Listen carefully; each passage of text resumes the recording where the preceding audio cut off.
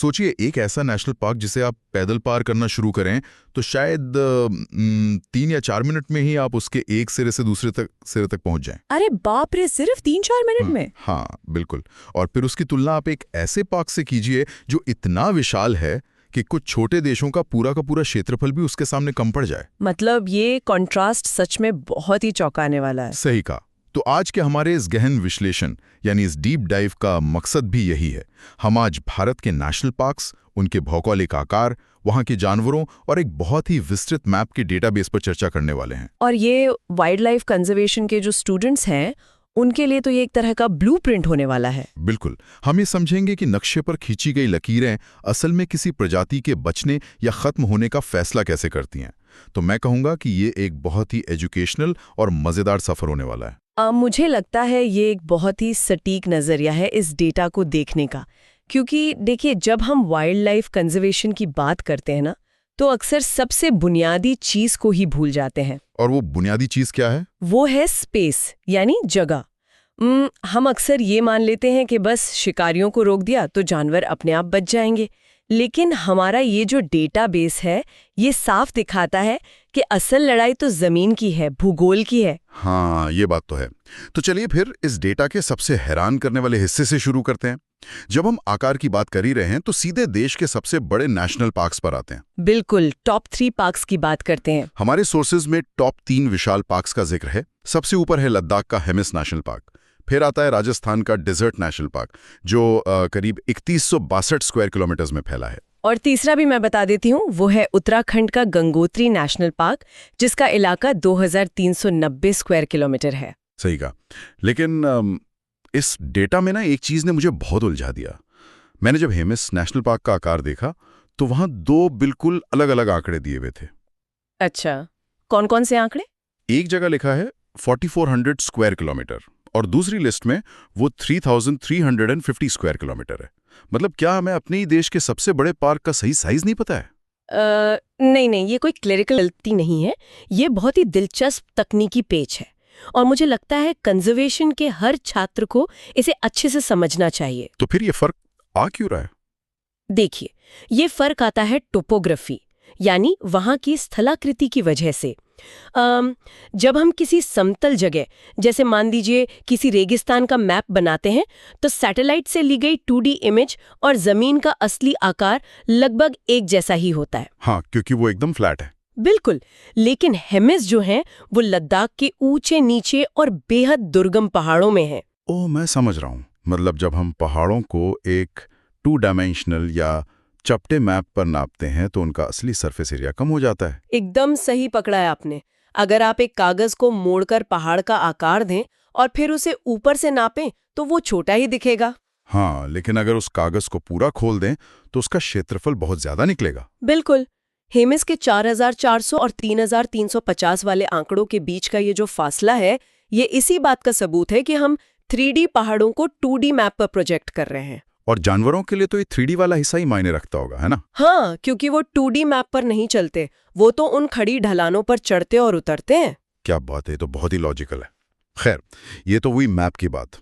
लेकिन अब ना उस सवाल पर आते हैं जो शायद इसे सुनने वाले हर किसी के दिमाग में आता होगा। बताइए, कौन सा सवाल? देखिए, हेमिस मशहूर है स्नो लेपर्ड्स यानी हिम तेंदुओं के लिए, और डेजर्ट नेशनल पार्क जाने जाता है ग्रेट इंडियन बस्टर्ड नाम के एक पक्षी के लिए। अब मेरा सवाल यह है कि एक अकेला स्नो लेपर्ड या एक पक्षी को जिंदा रहने के लिए इतनी बड़ी जगह क्यों चाहिए? मतलब महानगरों जितनी जगह? हाँ, मुंबई या दिल्ली जैसे 2 महानगरों जितनी जगह। क्या ये थोड़ा बड़ा चढ़ा कर नहीं बताया जा रहा? नहीं, इसे समझने के लिए हमें इकोलॉजी के एक बहुत ही जरूरी सिद्धांत पर बात करनी होगी। इसे कैरिंग कैपेसिटी या धारण क्षमता कहते हैं। कैरिंग कैपेसिटी थोड़ा आसान भाषा में समझाइए। देखिए, एक स्नो लेपर्ड को इतनी बड़ी जगह इसलिए नहीं चाहिए क्योंकि उसे रोज सुबह दौड़ लगाने का शौक है। उसे ये जगह इसलिए चाहिए क्योंकि उस इलाके में बायोमास या आसान शब्दों में कहें तो भोजन बहुत ही कम है। मतलब वहां खाने की कमी है? बिल्कुल। लद्दाख के उस हाई एल्टीट्यूड और जमे हुए बर्फीले इलाके में घास या वनस्पतियां बहुत मुश्किल से उगती हैं। तो जाहिर है जिसका सीधा असर शाकाहारी जानवरों पर पड़ता होगा। और है, उन्हें अपना पेट भरने के लिए बहुत बड़े इलाके में घूम घूम कर चरना पड़ता है। तो उनकी आबादी भी बहुत बिखरी भी होती होगी। हाँ, अब सोचिए एक स्नो लेपर्ड को हर हफ्ते एक बड़ा शिकार चाहिए। अगर वो सिर्फ एक छोटे से इलाके तक सीमित रहे तो वो कुछ ही हफ्तों में वहां के सारे शाकाहारी जानवरों को खा जाएगा। और उसके बाद वो खुद भूख से मर जाएगा। बिल्कुल, इसीलिए प्रकृति ने उसका हंटिंग रेंज इतना विशाल बनाया है।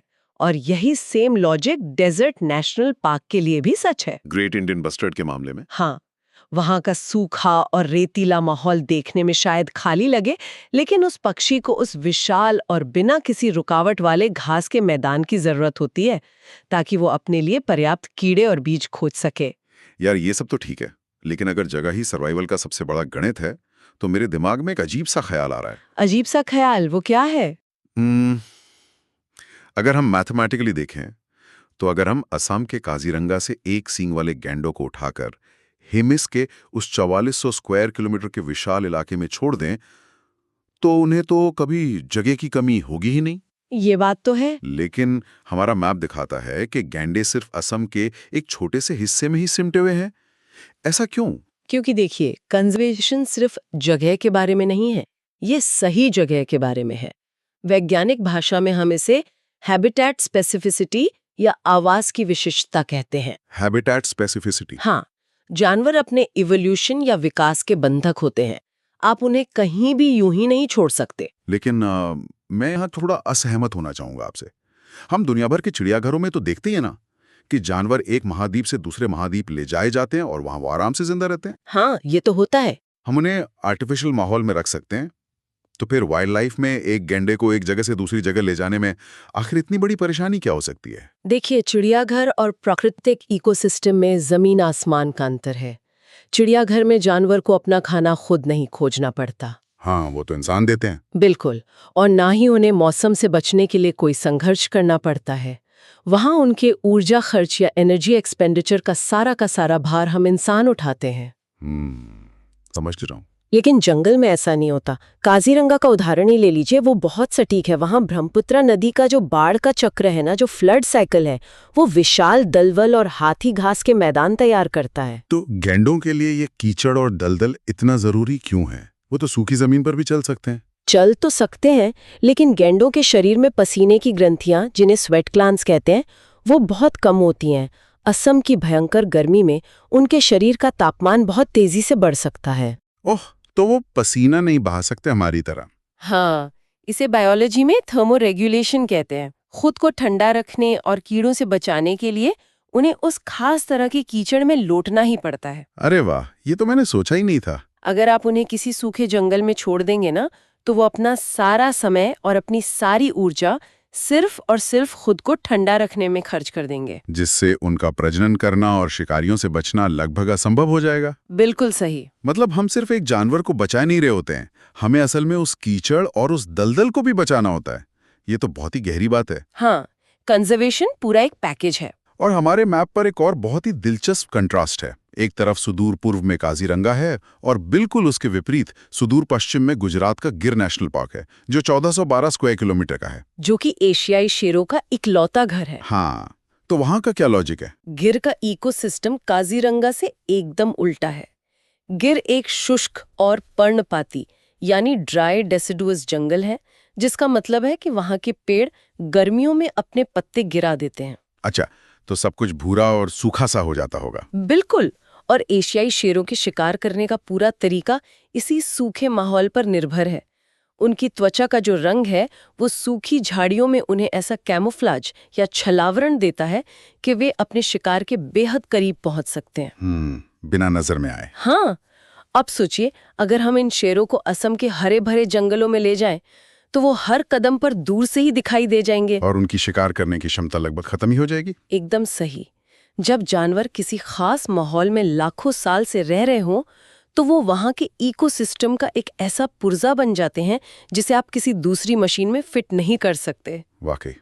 लेकिन चलिए, अब हम इस स्केल के दूसरे छोर पर चलते हैं। ओके। हमने विशाल पार्क्स की बात तो कर ली, अब उन पार्क्स की बात करते हैं जिन्हें देखकर कोई भी हैरान रह जाए। इसमें बहुत ही ज्यादा छोटा है। आप यकीनन अंडमान और निकोबार के south button island national park की बात कर रहे हैं। बिल्कुल। सोर्सेज बताते हैं कि साउथ बटन आइलैंड का आकार सिर्फ 0.03 स्क्वायर किलोमीटर है। हाँ, ये बहुत ही छोटी जगह है। जी हाँ, 0.03।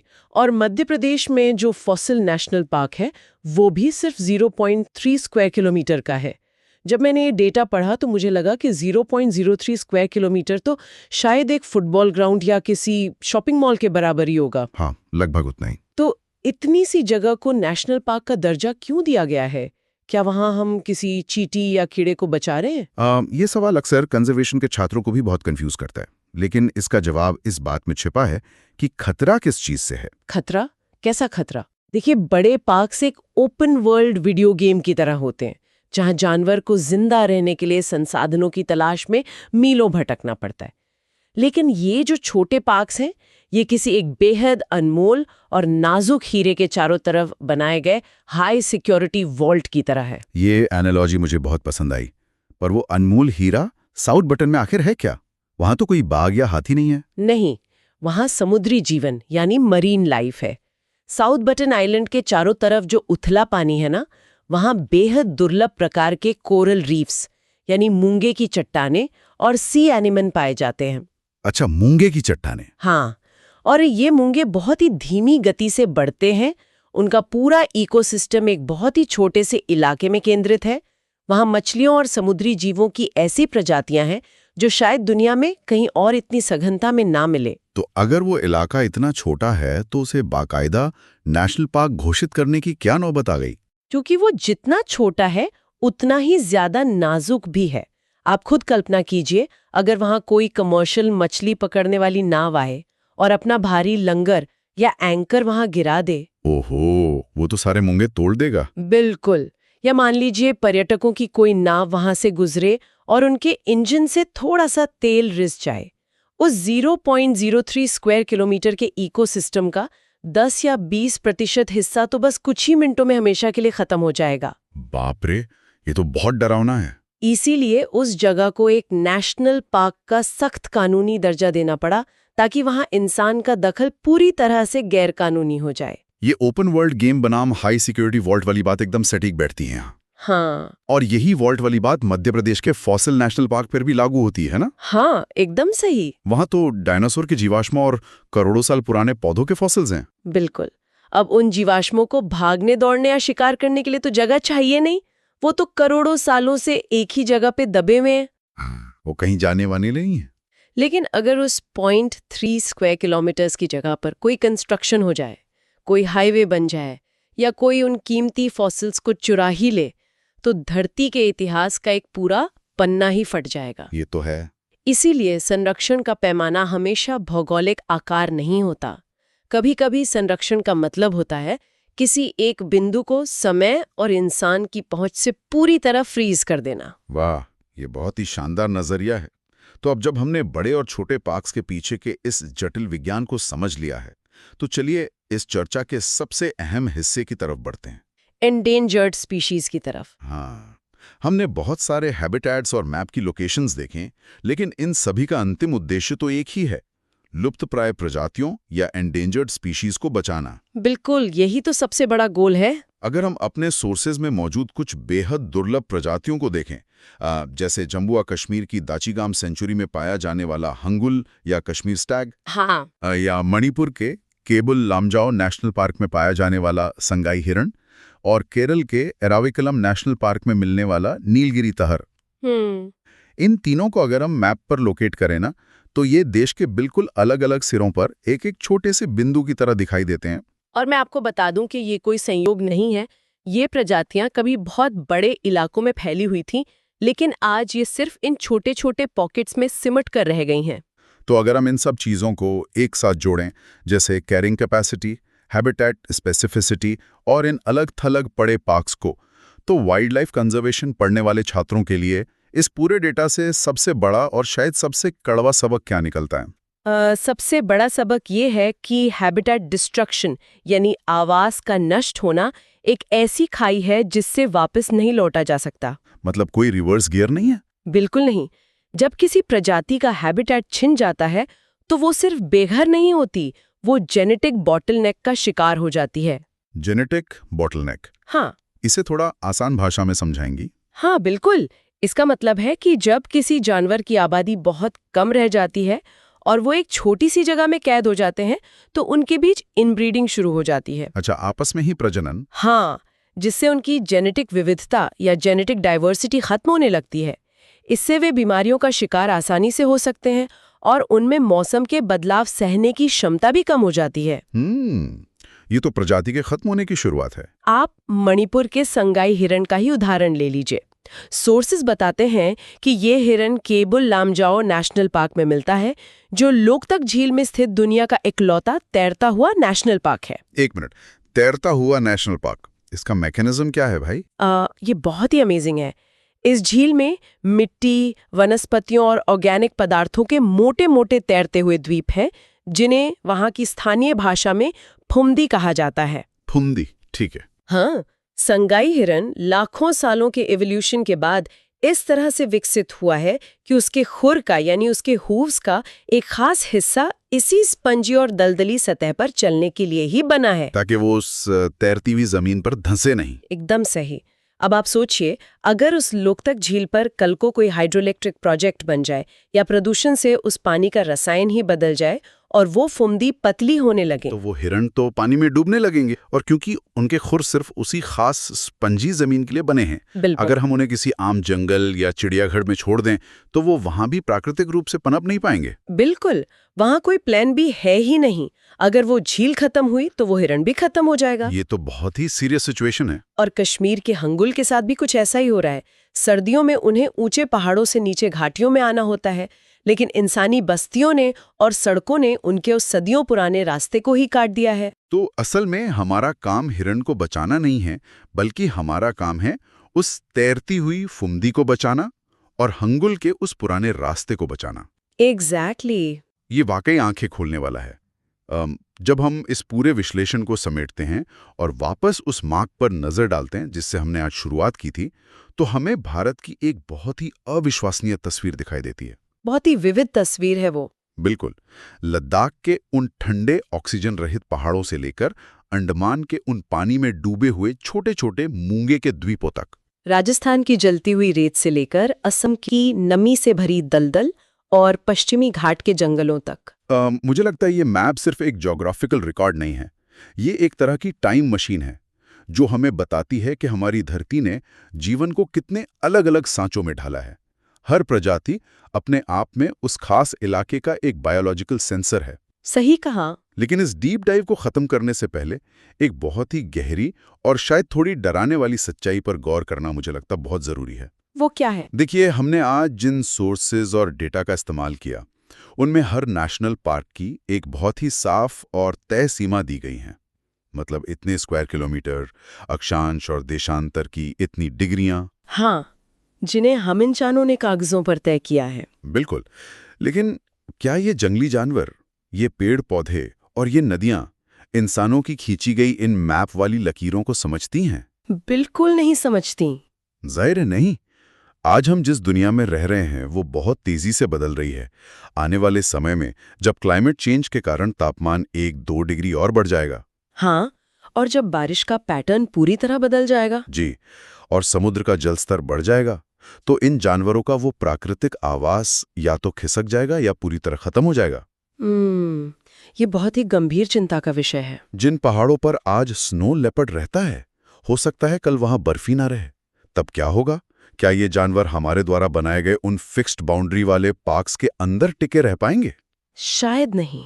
या फिर हमें आने वाले दशकों में एक ऐसे बिल्कुल नए और डायनामिक कंजर्वेशन मॉडल की जरूरत पड़ेगी जो नक्शे की इन रुकी हुई लकीरों से परे जाकर काम कर सके।